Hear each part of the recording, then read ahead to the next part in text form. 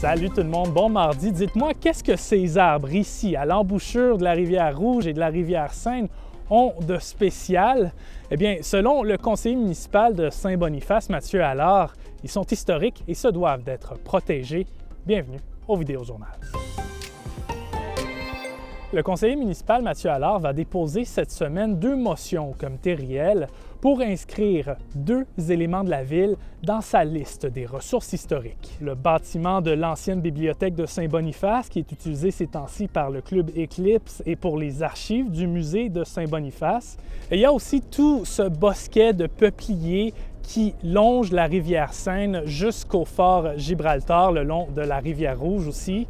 Selon Mathieu Allard, ces arbres auraient peut-être été entretenus par les peuples autochtones pour les protéger des grands chauds l'été, ce qui en fait d'eux des arbres historiques. En ajoutant ces 2 éléments sur la liste des ressources historiques, Mathieu Allard espère leur donner une couche de protection supplémentaire. Le maire de Winnipeg, Scott Gillingham, lui, s'est dit intéressé par l'idée de mieux protéger les arbres, mais veut attendre de voir ce qu'en dira l'administration municipale. Councillor Allard's focus on protecting cottonwoods is consistent, very consistent with our focus as a council to make sure we're protecting more of our tree canopy. Whether or not this specifically can be done in the way that Councillor Allard is asking us to look at, I don't know, but I'm looking forward to hearing from the city staff on that.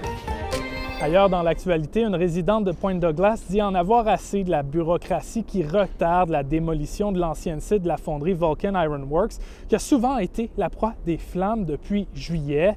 Le propriétaire affirme qu'il ne veut pas aller de l'avant parce que la ville et la province lui donneraient des indications contradictoires.